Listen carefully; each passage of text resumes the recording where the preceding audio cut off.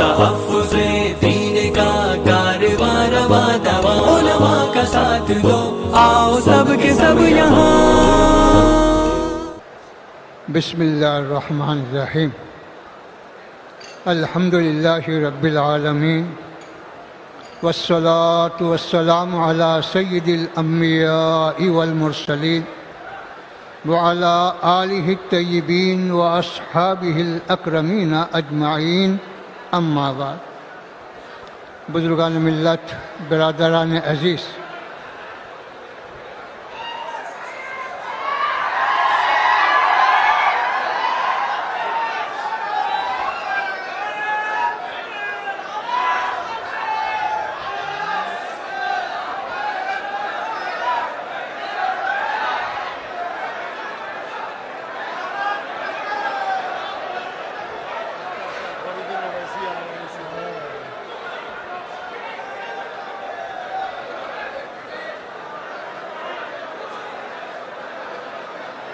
چلیے بھائی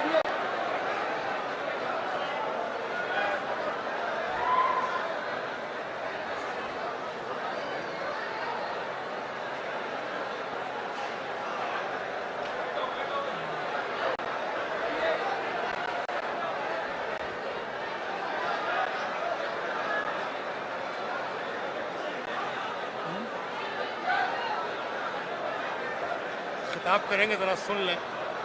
حضرت خطاب کریں گے۔ بہت دیر ہوتی۔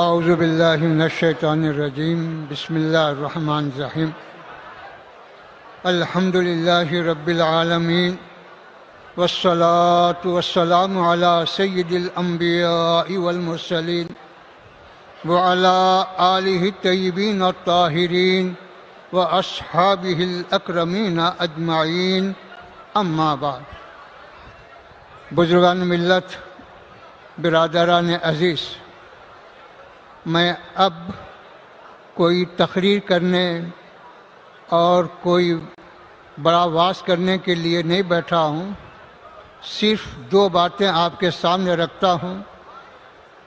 سب سے پہلی بات یہ ہے، ابھی ہمارے بزرگوں نے آپ سے فرمایا کہ ایک چیز کا ملنا آسان ہے، حاصل کرنا آسان ہے، اس کو نبھانا، اس کو باقی رکھنا اور اس کو ترقی دینا یہ مشکل کام۔ یہ اللہ کا فضل ہے کہ ہم کو اللہ نے اپنے کرم سے ایمان عطا فرمایا۔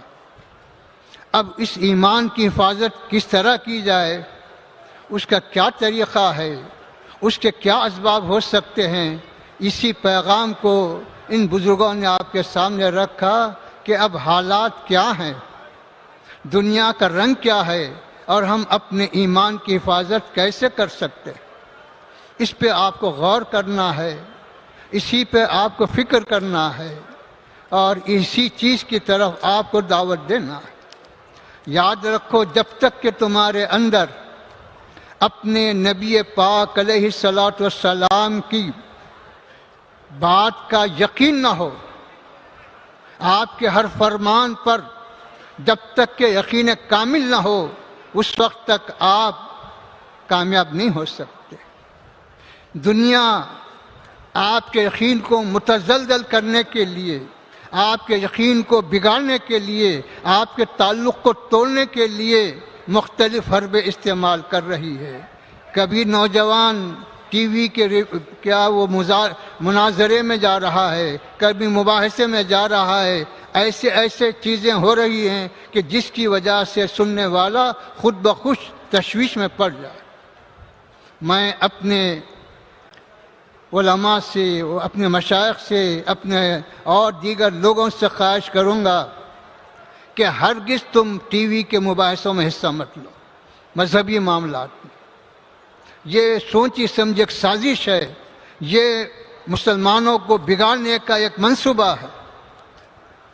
جب تاریخ اگر تم پڑھیں گے تو تم کو معلوم ہوگا، جب ساری دنیا مسلمانوں کو ستا کر آزمائی کہ ان کو دین سے نہیں ہٹا سکتے، جنگ کر کے آزمائی کہ ان کو اپنے دین سے نہیں ہٹا، نہ دولت کے ذریعے ہٹا سکے، نہ جنگ کے ذریعے ہٹا سکے، نہ ظلم کے ذریعے ہٹا سکے، تو آخر میں انہوں نے مناظروں کا سلسلہ شروع کیا، انہوں نے مباحثوں کا سلسلہ شروع کیا کہ اس کے ذریعے لوگوں کے اندر شکوک و شبہات پیدا کریں اور ان کے ایمان کو متزلزل کریں۔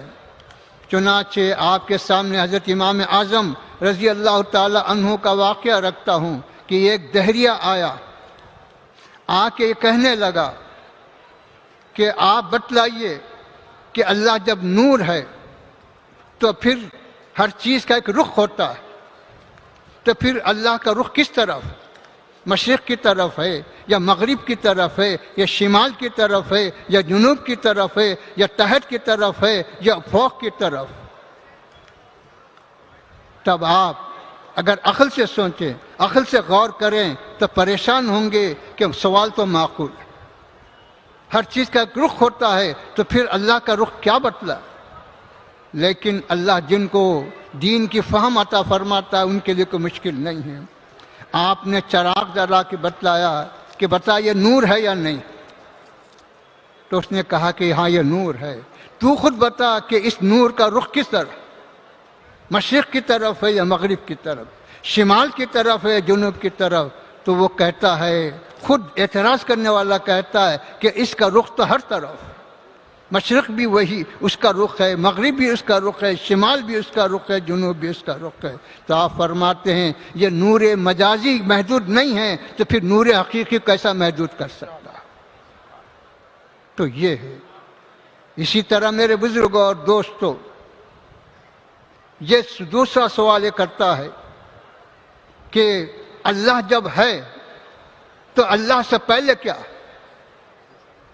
حضور پاک علیہ الصلوۃ والسلام نے ارشاد فرمایا کہ سنو مسلمانوں کہ آنے والے زمانے میں شیطان، دشمن طاقتیں تمہارے اندر ایمان کو کمزور کرنے کے لیے اس طرح کے سوالات کریں گے کہ اللہ سے پہلے کیا ہے؟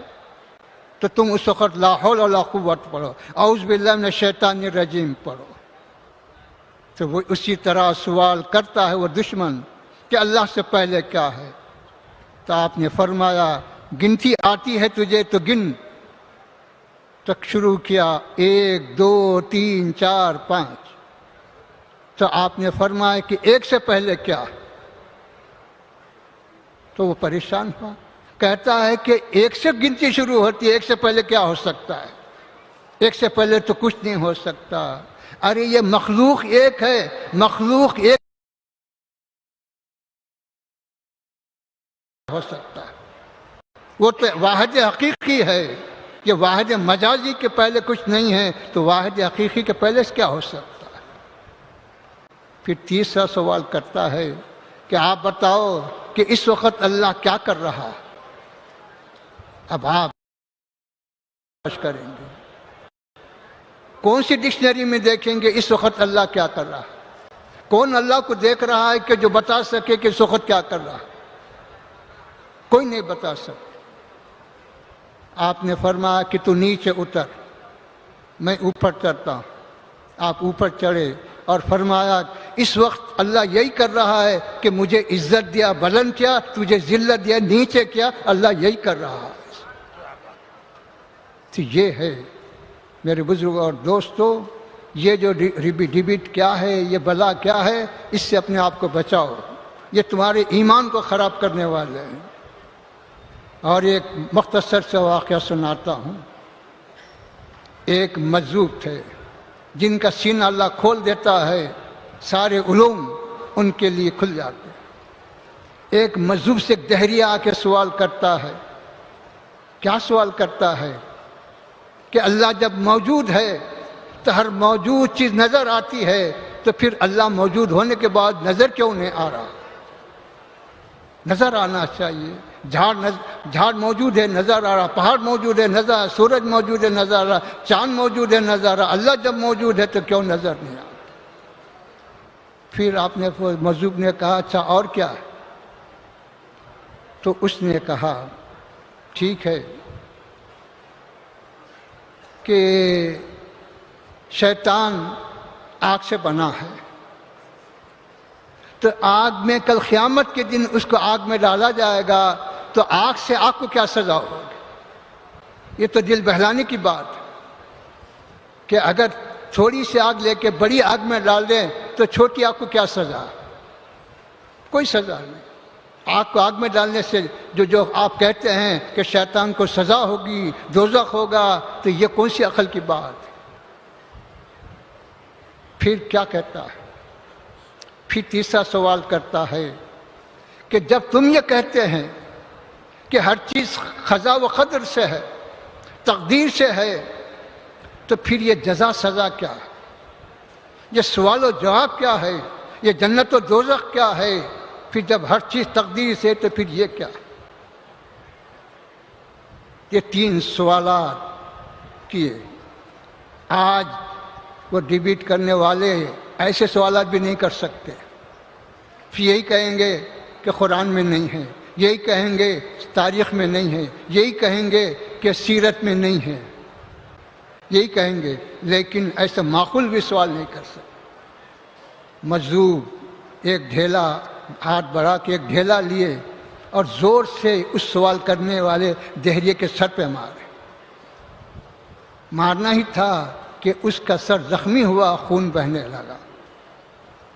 وہ فوری جا کر قاضی کے پاس رجوع ہوا، عدالت سے رجوع ہوا کہ مجذوب نے مجھے ناحق کے مارا ہے، اس کو سزا دیجیے۔ اس مجذوب کو بلایا گیا کہ کیوں مارے؟ علم کا جواب علم سے دینا تھا۔ علم کا جواب تلوار سے تو نہیں ہے، علم کا جواب پتھر سے نہیں ہے، علم کا جواب لٹ سے نہیں ہے، تم نے ایسا کیوں جواب دیا؟ تو مجذوب نے کہا کہ اس سے پوچھیے کہ اس نے کیا سوال کیا۔ تو وہ کہتا ہے میں یہ پہلا سوال یہ کیا، اللہ جب موجود ہے تو پھر نظر کیوں نہیں آ رہا؟ تو ٹھیک ہے، تو اب مجذوب کہتے ہیں آپ اس سے پوچھئے کہ میرے مارنے سے اس کو کیا ہوا؟ تو وہ کہتا ہے کہ درد ہو رہا، تکلیف ہو رہی، میں بے چین ہو رہا۔ تو مجذوب کہتے ہیں کہ درد جب موجود ہے تو مجھے میں بتا وہ درد کہاں ہے؟ درد کیا ہے؟ ہر موجود چیز جب نظر آ سکتی ہے تو پھر درد کو بھی جو ہے اس کائنات میں تو کہاں بتا سکتا ہے؟ بتا، جھاڑ کے اوپر ہے، پہاڑ پہ ہے، زمین پہ ہے، کہاں ہے وہ درد؟ جب تو بول رہا کہ موجود ہے تو بولے وہ درد نظر نہیں آ سکتا، تو جب موجود ہے نظر نہیں آ سکتا تو پھر خدا موجود ہونے کے بعد نظر کیوں آ سکتا ہے؟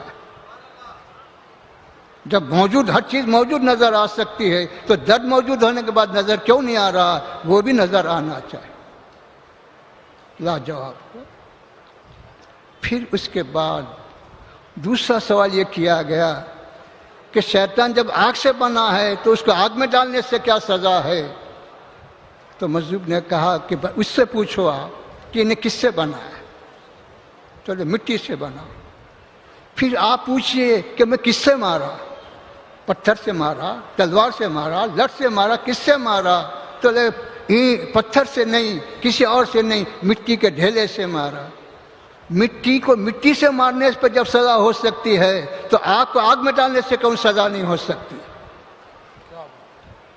تو بھی مٹی کا ہے، میں بھی مٹی سے مارا، تجھے تکلیف ہوئی، تجھے سزا ہوئی، تو مٹی کو مٹی سے جب سزا ہو سکتی ہے تو آگ کو بھی آگ سے سزا ہو سکتی ہے۔ خاموش ہوا۔ تیسرا سوال، ہر چیز جب قضا و قدر سے ہے تو پھر یہ سوال و جواب کیا؟ تو مذہب نے کہا جب ہر چیز قضا و قدر سے ہے تو پھر حاکم کے پاس، قاضی کے پاس آیا کیوں؟ شکایت کرا کیوں؟ خاموش بیٹھنا تھا۔ قضا و قدر سے ہونے کو مان بھی رہا ہے اور شکایت بھی کر رہا ہے، تو یہ کون سا انصاف؟ تو میرے بزرگوں اور دوستو، اس طرح کے سوالات، اس طرح کے جوابات ہماری تاریخ میں ہمارے بزرگوں سے ثابت ہیں کہ اس کو اب ماخوذ جوابات دیے گئے، لیکن اب وہ وقت نہیں ہے کہ ہم ان جھگڑوں میں پڑیں۔ نوجوانوں سے میں خواہش کرتا ہوں کہ اس طرح کے واہی تباہی چیزوں سے اپنے آپ کو بچائیں اور اپنے ایمان کی حفاظت کریں، اور میں اپنے علماء مشائخ سے بھی کہتا ہوں کہ ایسے مباحثوں میں، ایسے مناظروں سے اپنے آپ کو دور رکھیں۔ یہ نہ سمجھیں کہ ہم دین کی تبلیغ کے لیے جا رہے ہیں، یہ نہ سمجھیں کہ ہم دین کی حفاظت کے لیے جا رہے ہیں، نہیں، یہ دین کے بگاڑ کا سبب ہے۔ اللہ سے دعا کرتا ہوں کہ اللہ ہم سب کو نیک توفیق دے اور ایمان پہ سلامت رکھے، اور حضور پاک علیہ الصلوۃ والسلام کے صدقہ طفیل میں ہم سب کی مشکلات کو دور فرمائے، ہمارے جان، مال، عزت و آبرو کی حفاظت فرمائے۔ صلی اللہ تعالی علی خیر خلقہ و نور عرشہ وعلی آلہ الطیبین و اصحابہ الاکرمین اجمعین برحمتہ۔ چوکو اسٹار اعلیٰ کوالٹی کے عمدہ لذیذ چاکلیٹس، علماء، حفاظ اور تجارت کرنے والوں کے لیے بہترین موقع۔ چوکو اسٹار اورنگ آباد۔ مزید تفصیلات کے لیے ابھی کال کریں۔ مدارس اور مکاتب والوں کے لیے خوشخبری، مفتی عربین ڈریس، عربی جبہ، شایا، توب اور صدری، حافظ عالم فاضل مفتی بن کر فارغ ہونے والوں اور مکتب کے بچوں کے لیے ایک نایاب تحفہ۔ سالانہ پروگرام میں انعامات دینے کے لیے ایک انوکھی چیز، انڈیا میں کہیں بھی حاصل کرنے کے لیے ابھی کال کریں۔ مفتی عربین ڈریس، ابراہیم پورہ، Bhopal, India. On line Darul Uloom Farooqia international 11 سال پرانا آن لائن ادارہ۔ آئیے اب اپنے چھوٹے بڑے اور گھر کی خواتین کو گھر بیٹھے آن لائن تعلیم حاصل کرا سکتے ہیں کہ ہمارے یہاں آن لائن ناظرہ، حفظ و تجوید، اردو، عالمہ کورس، ترجمہ قرآن کورس، حدیث کورس، صراط مستقیم کورس وغیرہ بہت سے کورسز ہیں۔ تفصیلات کے لیے رابطہ کریں 7860617983۔ تحفظ الدین میڈیا کی لاجواب کوشش، نیکسٹ میسج اب نئے انداز میں، جہاں آپ دیکھ سکیں گے ایمان و عقیدے کو مضبوط کرنے والے دلچسپ کارٹونز کا ایک نیا سلسلہ۔ ہم لے چلیں گے آپ کو کارٹونز کی ایک خوبصورت دنیا میں۔ کفریہ اور شرکیہ کارٹونز سے اب ملے گا چھٹکارا۔ اب ہوں گے اور بھی دلچسپ اور مزیدار سلسلے، ہم کے بعد خوبصورت نظمیں، دلچسپ واقعات، دعائیں اور بہت کچھ صرف کڈس میسج پر۔ جلدی کریں اور ابھی سبسکرائب کریں، اور ہاں دوستو، اپنے دوستوں کو شیئر کرنا نہ بھولیں۔